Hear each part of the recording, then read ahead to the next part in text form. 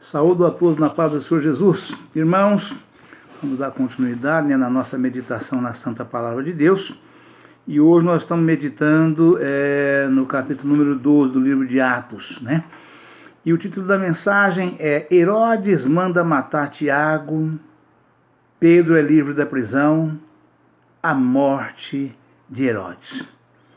Que diz o seguinte, Atos 12. Por aquele mesmo tempo, o rei Herodes estendeu as mãos sobre alguns da igreja para os maltratar. E matou a espada Tiago, irmão de João. E vendo que isso agradara aos judeus, continuou mandando prender também a Pedro. E eram os dias dos asmos.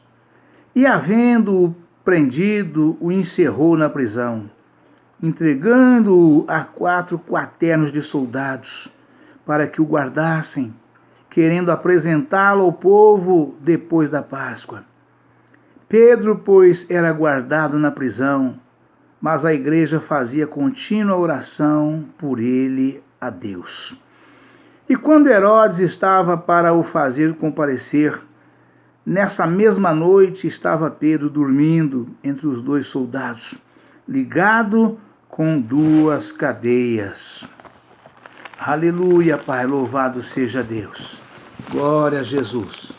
Aleluia, Pai.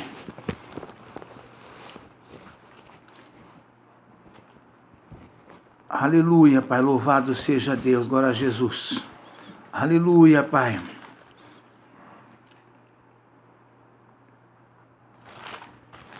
E os guardas diante da porta guardavam a prisão.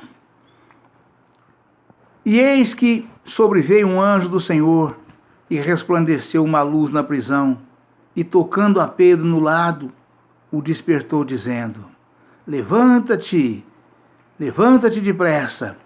E caíram-lhe das mãos as cadeias. Aleluia, Pai, louvado seja Deus. E disse-lhe o anjo, cinge-te e ata as tuas sandálias. E ele o fez assim. Disse-lhe mais, lança às costas a tua capa e segue-me. E saindo o seguia, e não sabia que era real o que estava sendo feito pelo anjo, mas cuidava que via alguma visão. E quando passaram a primeira e a segunda guarda, chegaram à porta de ferro que dá para a cidade, a qual se lhe abriu por si mesma, e tendo saído percorreram uma rua, e logo o anjo se apartou dele. E Pedro, tornando a si, disse, agora sei verdadeiramente que o Senhor enviou o seu anjo e me livrou da mão de Herodes e de tudo o que o povo dos judeus esperava. Aleluia, Pai, louvado seja Deus. E considerando ele nisso, foi à casa de Maria, mãe de João, que tinha por sobrenome Marcos, onde muitos estavam reunidos e oravam. E batendo Pedro à porta do pátio, uma menina chamada Rode saiu a escutar. E conhecendo a voz de Pedro, de alegria, não abriu a porta, mas correndo para dentro anunciou que Pedro estava à porta. Aleluia, Pai, louvado seja Deus. E disseram-lhe, estás fora de ti. Mas ela afirmava que assim era, e diziam, é o seu anjo. Aleluia, Pai, louvado seja Deus. Mas Pedro perseverava em bater, e quando abriram, viram-no e espantaram. E acenando-lhes ele com a mão, para que se calassem, contou-lhes como o Senhor o tirara da prisão. E disse, anunciai isto a Tiago e aos irmãos. E saindo partiu para outro lugar. Aleluia, Pai, louvado seja Deus. E sendo já dia, houve não pouco alvoroço entre os soldados sobre o que seria feito de Pedro. E quando Herodes o procurou e o não achou, feita a inquirição aos guardas, mandou-os justificar. E partindo da Judéia para Cesareia, ficou ali. E ele estava irritado com os de Tiro e de Sidom, mas estes, vindo de comum acordo ter com ele, e obtendo a amizade de Blasto, que era o camarista do rei, pediam paz, porquanto o seu país se abastecia do país do rei. Aleluia, Pai, louvado seja Deus. E num dia designado, vestindo Herodes as vestes reais, estava assentado no tribunal e lhes dirigiu a palavra. E o povo exclamava: voz de Deus e não de homem. Aleluia, Pai, louvado seja Deus. No mesmo instante feriu o anjo do Senhor, porque não deu glória a Deus. E comido de bichos, expirou, e a palavra de Deus crescia e se multiplicava. Aleluia, Pai, louvado seja Deus. Glória a Jesus. Aleluia, Pai, louvado seja Deus. Aleluia, Pai. Glória a Jesus. Aleluia, Pai, louvado seja Deus. Glória a Deus, aleluia, Jesus. Então, de modo que, irmãos, e num dia designado, vestido Herodes as vestes reais, estava sentado no tribunal e lhes dirigiu a palavra. E o povo exclamava: voz de Deus e não de homem. No mesmo instante feriu o anjo do Senhor, porque não deu glória a Deus. E comido de bichos, expirou, e a palavra de Deus crescia e se multiplicava. E Barnabé e Saulo, havendo terminado aquele serviço, voltaram de Jerusalém, levando também consigo a João, que tinha por sobrenome Marcos. Amém, irmãos? Aleluia, Jesus, louvado seja Deus. Então, irmãos, nós vejamos aqui, nesta mensagem, que Pedro foi preso, O rei Herodes tinha mandado prender Tiago e tinha matado. Tinha matado Tiago, e isto agradou o povo, E um governante, quando o povo fica feliz com os seus atos, com os seus feitos, as suas atitudes, ele quer repetir igual ou semelhante, para continuar agradando o povo, porque ele sabe que ele, para governar, para ser eleito, ele depende do povo, O Herodes, então, daí viu que agradou o povo, prendendo e matando Tiago, que era um dos 12, Tiago, irmão de João, É um dos 2 filhos de Zebedeu, e já tornou-se apóstolo de Cristo, E aí mandou prender também a Pedro, para poder fazer, para executar Pedro também da mesma forma, para continuar agradando o povo, Só que o Senhor foi com Pedro, Mandou o anjo do Senhor, o Senhor mandou o seu anjo para que livrasse Pedro da prisão de forma milagrosa, de forma tremenda, extraordinária, que a gente pode ver aqui nessa mensagem como tudo aconteceu, E Pedro, após ser libertado pelo anjo do Senhor, saiu a cadeia para fora, Passando por aquelas guardas todas que guardavam a prisão, ninguém vendo ele passar, o anjo tirando milagrosamente com portões fechados, sem usar chave, sem nada, e colocou Pedro para fora e andou com ele ali até sair a primeira rua, E a partir dali Pedro não viu mais o anjo, O anjo já desapareceu, E Pedro continuou o seu caminho, mas percebeu na hora, veio em si e viu que não era um sonho, nem uma visão, Era real aquele acontecimento, E aí Pedro, de imediato, se dirigiu à casa de Maria, que era a mãe de João Marcos, Esse João Marcos, irmãos, é o mesmo Marcos, o evangelista Marcos, um dos 4 evangelhos, que escreveu um dos 4 evangelhos de Jesus, E chegando lá, a menininha, Pedro chegou na porta, bateu, chamou na porta do pátio, Então, quando fala a porta do pátio, é porque existe uma área ali entre a porta da casa e o portão de entrada, Então tinha o pátio da casa. E provavelmente não tinha não tinha nenhuma visibilidade para ela, né? A pessoa chegava na rua, tinha muro e portão fechado, lacrado, né? E aí Pedro deve ter não só batido no portão, como também chamou, né? Chamou por nome, irmã Maria, irmão Marcos, ou irmão João, né? E a menina reconheceu a voz de Pedro. Ficou tão feliz, porque amava Pedro tanto quanto os irmãos, sabia o porquê daquela vigília orando em favor de Pedro, que Pedro estava preso, né? E ela ficou tão feliz, tão alegre, que ela não abriu o portão para Pedro. Foi correndo anunciar que Pedro estava lá fora. E eles não estavam crendo que Pedro estava lá fora, que o milagre já tinha acontecido de forma tão sutil, daquela forma, né? Daquela hora da noite, né? Mas Pedro perseverou em bater na porta e chamar. Pedro não desistiu, não parou de chamar, né? E o povo foi abrir o portão. Quando viram, ficaram pasmos, né? De ver que o milagre já tinha acontecido, que o Senhor tinha respondido às orações dos irmãos e Pedro estava à porta. Mas Pedro deu sinal com a mão para eles, para que não fizesse, para que silenciasse, e contou como tudo aconteceu. Por quê? Porque os irmãos não podiam saber? Não, os irmãos estavam vendo e sabendo. O problema eram os vizinhos, né? Como dizia meu pai, parede tem ouvido, né? Então, de acordo com o alarde que eles dessem, os vizinhos escutariam. E será que os vizinhos todos amavam Pedro como os irmãos? Né? Eis aí a questão, né? Fica aí a pergunta, né?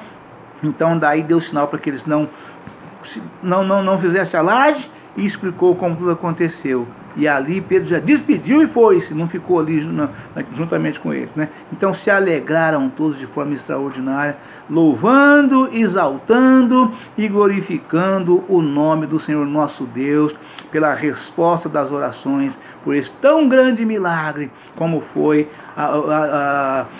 o anjo do Senhor ter libertado Pedro da prisão, da forma que isso aconteceu, né? Então, Pedro perseverou em bater, diz a palavra de Deus, né? Isso é um exemplo para cada um de nós e para todos nós, que a perseverança na oração é a chave da vitória, né? A oração é a chave da vitória. A oração move as mãos de Deus, mas a perseverança na oração nos garante a vitória. Assim foi com Daniel, orando 21 dias, né? O primeiro dia que ele começou a orar, o Senhor já ouviu e já mandou a resposta para ele. No primeiro dia, mas ele só recebeu a bênção 21 dias depois. Ele continuou orando. O anjo do Senhor que veio no primeiro dia para trazer a resposta para Daniel da bênção dele, que ele precisava, da indagação de Daniel, ele foi impedido pelo príncipe da Grécia, que não permitiu que ele passasse, né? Ele foi impedido e não permitiu que ele passasse. Na verdade, não era nem o príncipe da Grécia, né? Era do medo persa mesmo, né? Porque quando o anjo falou com ele, ele disse para ele: saindo virá o príncipe das trevas do rei da Grécia, né? Quer dizer, era outra categoria de demônios que viria lutar ali contra o país, né? Do qual Daniel estava morando e vivendo e orava por eles, né? De modo que a perseverança na oração. A oração é a chave da vitória. E a perseverança na oração é a garantia da resposta. Desde que a nossa petição seja justa. Porque se não for justa, irmãos, a nossa petição diante de Deus, se não for justa, pode fazer o que quiser, pode sangrar todinho, pode arrancar toda a pele do seu joelho, de tanto de ficar de joelho, né? Você pode perder até a voz de tanto clamar a Deus, pode fazer o que quiser, se não for justa a sua petição, Deus não vai te responder. Aí eu digo, aí não adianta orar. A perseverança na oração, a oração é a chave da vitória. E a perseverança nos garante a vitória, desde que a nossa petição seja justa, né? O homem às vezes pensa que por fazer feitiçaria, acha que Deus vai responder. Não responde. né? Vocês vejam o que aconteceu com os 850 profetas de Baal e de Azer, lutando contra Elias sozinho, né? Ficaram das 8 da manhã até o meio-dia orando, clamando, pulando, chicoteando, autoflagelando, tudo em oração, clamando ao seu Deus para poder responder a oração, né? O Senhor não respondeu, né? Ainda assim que eles não oravam ao Deus vivo, ao verdadeiro Deus, ao Deus de Abraão, ao Deus de Isaac, ao Deus de Jacó, ao Deus de Elias, ao Deus de Moisés. Eles não oravam a este Deus, oravam ao Deus de Baal, né? Ao Deus de Azer, que não era o verdadeiro Deus, o Deus vivo, né? Deus não respondeu. Mas quando houve a petição de Balaão, né, para que Deus tirasse o povo de Israel dali de perto daquele rei, do rei Balaque, né? Aí Balaão orava sim ao Deus verdadeiro, né, ao Deus vivo, porque Balaão era profeta de Deus, né? Mas Deus não respondeu à oração de Balaão, porque não era justa a oração de Balaão. Balaão não orava para fazer justiça e juízo. Balaão orava a Deus a pedido do rei, que entupiu ele de presentes, né? Para que ele orasse, para que Deus tirasse o povo de Israel de perto dele. Ele morria de medo do povo de Israel, ele não queria aquele povo ali perto. Mas a vontade de Deus não era essa. A vontade de Deus era que o povo avançasse contra os falsos mestres, contra os falsos profetas, contra os lobos devoradores. A vontade de Deus era essa. E Deus não respondeu a oração de Balaão, mesmo sendo profeta de Deus. Então eu digo, se a sua petição não for justa, o seu propósito, Deus não vai te responder. Pode fazer o que quiser. Pode arrancar toda a pataca do joelho, como se diz no povo caipira. Pode arrancar as patacas do joelho ali, clamando a Deus. Pode inflamar tudo, de tanto ficar de joelho dobrado. Pode ficar 1 dia, 3 dias, 7 dias, uma semana, o mês inteiro orando, jejuando. Deus não vai te responder. Pode colocar pano de saco e cinza, Deus não vai te responder. Porque a sua petição não é justa diante de Deus. Você não está orando para praticar justiça e juízo. Você está orando para fazer feitiçaria. Porque toda oração que é contrária à justiça e o juízo é feitiçaria. É feitiçaria, né? É macumbaria. Não é justiça e juízo. Toda oração contrária à justiça e ao juízo é feitiçaria. Deus não responde. Então não adianta perder tempo. Pode parar de orar se não for justo ou justa a sua petição, né? Mas quando a pessoa está fazendo uma oração justa, né? A sua petição, o seu propósito é justo, praticando a justiça e o juízo, Deus responde. Deus não suporta a oração. A oração move a mão de Deus, não apenas o coração, move também as mãos de Deus. E Deus nos socorre, Deus nos dá vitória, né? Como fez com Pedro, né? Mandando o anjo do Senhor respondendo e arrancando Pedro da prisão, né? Vamos agora passar de imediato para as referências, para que nós possamos ter uma elucidação, um esclarecimento maior para todos nós. Em nome do Senhor Jesus, né? Que diz o seguinte: Atos 12. Herodes manda matar Tiago. Pedro é livre da prisão. A morte de Herodes. Por aquele mesmo tempo, o rei Herodes estendeu as mãos e matou a espada Tiago. Deus permitiu que Tiago, irmão de João, morresse, mas enviou um anjo para livrar a Pedro. Está em Mateus, confira em Mateus capítulo 4, versículo 21. Morresse, mas enviou um anjo para livrar a Pedro. Deus permitiu que Tiago, irmão de João, morresse. Confira em Mateus, capítulo 4, versículo 21. Mas enviou um anjo para livrar a Pedro. Versos 3 e 17. São os caminhos misteriosos de Deus para com seu povo que levaram Tiago a morrer. Vou repetir. São os caminhos misteriosos de Deus para com seu povo que levaram Tiago a morrer, enquanto Pedro escapou para continuar seu ministério. Tiago teve a honra de ser o primeiro dos apóstolos que morreu como mártir. Aí alguns irmãos de pouco entendimento falam, mas não foi Pedro? Mas não foi Estevão? Estevão foi o primeiro mártir a morrer pela causa de Cristo. Mas Estevão não era apóstolo, já falei. Estevão, ele era discípulo normal, ele era um dos 7 diáconos, dos separados para diáconos. Porque os diáconos são separados. Ele era um dos 7. E ele sobressaiu aos demais. Então ele era o líder, ou seja, era o primeiro dos 7, né? Então ele era apenas diácono, ele não era apóstolo, né? Mas apóstolo de Cristo eram 12 apenas, tornou-se 13, como Paulo já disse.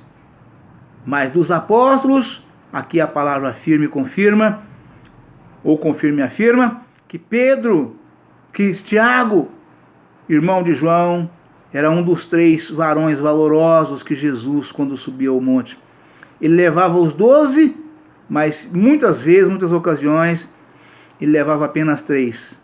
E dos 3 que Jesus sempre levava com ele, era Pedro, João e Tiago. E esse Tiago, Pedro, João e Tiago, né? Jesus levava sempre um dos 3, né? E matou a espada Tiago. Deus permitiu que Tiago, irmão de João, confira, Mateus 4:21, morresse, mas enviou um anjo para livrar a Pedro. Versos 3:17. São os caminhos misteriosos de Deus para com seu povo, que levaram Tiago a morrer, enquanto Pedro escapou para continuar seu ministério. Tiago teve a honra de ser o primeiro dos apóstolos que morreu como mártir. Morreu da mesma maneira que o Senhor pela causa de Deus. Morreu da mesma maneira de seu Senhor pela causa de Deus. O primeiro mártir foi Tiago. Esse Tiago não é o Tiago que escreveu as epístolas de Tiago, não. Eu já disse também em outras oportunidades. O Tiago que escreveu as epístolas de Tiago, aquele Tiago é o irmão de Jesus. Este Tiago aqui é o irmão de João. É o outro Tiago, é um dos filhos de Zebedeu, mas era um dos 12 também. Jesus tinha 2 Tiago nos 12. Um Tiago era seu irmão, que era um dos 3 que sempre subia ao monte com ele, juntamente com ele. Ele levava Tiago, seu irmão, que a Bíblia fala Tiago, filho de Alfeu, né? Levava sempre Tiago, seu irmão, levava Pedro e João, né? E o outro Tiago é o filho de Zebedeu, né? É o filho de Zebedeu. Esse é o outro Tiago. Esse foi o que morreu, né? Sendo o primeiro mártir a morrer pela causa de Cristo, né? Glória a Deus e luz Jesus, né? Confira em Marcos, capítulo 10, versículos 36 ao 39. Atos, capítulo 12, versículo 15. A igreja. Atos, capítulo 12, versículo 5. Aleluia, Pai, louvado seja Deus, né? Por aquele mesmo tempo, o rei Herodes estendeu as mãos sobre alguns da igreja para os maltratar. E matou a espada Tiago, irmão de João. E vendo que isso agradara aos judeus, continuou mandando prender também a Pedro. E era os dias dos asmos, dia dos pães asmos. Para quem não sabe o que é os dias dos asmos, eram dias dos pães asmos. Tinha uma semana que era exclusiva para isto, né? Para que pães asmos, né? A igreja comia pães asmos com ervas amargas, né? Ervas amargas. Pães asmos, pães sem fermento, com ervas amargas, para a purificação dos pecados, né? Aleluia, Jesus. E havendo prendido, encerrou na prisão, entregando-o a 4 quaternos de soldados, para que o guardassem, querendo apresentá-lo ao povo depois da Páscoa. Pedro, pois era guardado na prisão, mas a igreja fazia contínua oração por ele a Deus. Aleluia, Pai, louvado seja Deus. A igreja, através do livro de Atos, bem como outros trechos do Novo Testamento, tomamos conhecimento das normas ou dos padrões estabelecidos para uma igreja neotestamentária. Aleluia, Pai, louvado seja Deus. Antes de mais nada, a igreja é o agrupamento de pessoas em congregações locais e unidas pelo Espírito Santo e diligentemente buscam um relacionamento pessoal fiel e leal com Deus e com Jesus Cristo. Confira em Atos capítulo 13, versículo 2, Atos capítulo 16, versículo 5, Atos capítulo 20, versículo 7, Romanos capítulo 16, versículos 3 e 4, 1 Colossenses capítulo 16, versículo 19, 2 Coríntios capítulo 11, versículo 28, Hebreus capítulo 11, versículo 6, nota. Mediante o poderoso testemunho da igreja, os pecadores são salvos, nascidos de novo, batizados nas águas e acrescentados à igreja, participam da ceia do Senhor. Esperam a volta de Cristo. Então vocês vejam aqui, irmãos, a condição para que um homem toque no corpo e sangue de Cristo. Toda igreja que dá a ceia para pessoas não batizadas nas águas está fazendo errado. Não está agindo em conformidade com a santa palavra de Deus. Só pode tocar no corpo e sangue de Cristo homens e mulheres batizados nas águas, né? E sendo membro da igreja, né? Somente batizado nas águas e sendo membro da igreja. Mas por que não pode membro de outro ministério participar? Porque você não conhece, você não vê, você não sabe, não convive com vocês, é ovelha de um outro redil. Vocês não conhecem. Assim como os animais numa fazenda são agrupados em lotes e cada um tem o seu curral, elas combinam, elas se conhecem, elas não brigam. Está vendo o tempo todo uma outra, ou um ao outro. E assim são também os servos e servas de Deus de um outro ministério. Você não sabe o que é pregado lá, o que é falado lá, o que é determinado lá, o que é fiscalizado lá, o que é cobrado lá, o que é determinado lá. Por isso, cada ovelha tem o seu curral, tem o seu redil, tem o seu rebanho, tem o seu lote, né? Porque são irmãos, convivem ali em união. Tem tretas? Tem. Tem divergências? Tem. Mas no final acaba convergindo. Acaba se acertando, pede perdão, volta, faz as pazes e volta à comunhão. Ou permanece em comunhão, né? Assim a palavra que afirma, né? De forma extraordinária, nos alertando, nos instruindo. A igreja, através do livro de Atos, bem como outros trechos do Novo Testamento, tomamos conhecimento das normas ou dos padrões estabelecidos para uma igreja neotestamentária. Aleluia, Pai, louvado seja Deus. Ou seja, igrejas que foi aberta em conformidade com o Novo Testamento. Isto é uma igreja neotestamentária, né? Porque as antigas, né, têm que se moldarem, e as novas já nasceu com as novas normas. E aí a verdadeira igreja de Cristo nasceu de Cristo para cá. Por isso chama a igreja neotestamentária, ou seja, Novo Testamento. Nasceu dali para cá, né? A igreja de Cristo, quem abriu, né, e passou todas as normas do Novo Testamento, foram os 12 apóstolos, né? E é assim que elas agem, é assim que elas ficam, né? Através do livro de Atos, bem como outros trechos do Novo Testamento, tomamos conhecimento das normas ou dos padrões estabelecidos para uma igreja neotestamentária. Antes de mais nada, a igreja é o agrupamento de pessoas em congregações locais e unidas pelo Espírito Santo. Então a verdadeira igreja, irmãos, não é o prédio. Nós falamos, tem uma igreja ali, tem uma igreja lá, tem uma igreja... Tá sim, é claro, mas é um salão. Pode ver que as igrejas, inclusive as que não têm sede própria, mudam sempre de salão. Era igreja hoje, amanhã passou a ser um clube, uma oficina, um outro negócio qualquer. A igreja foi para outro salão.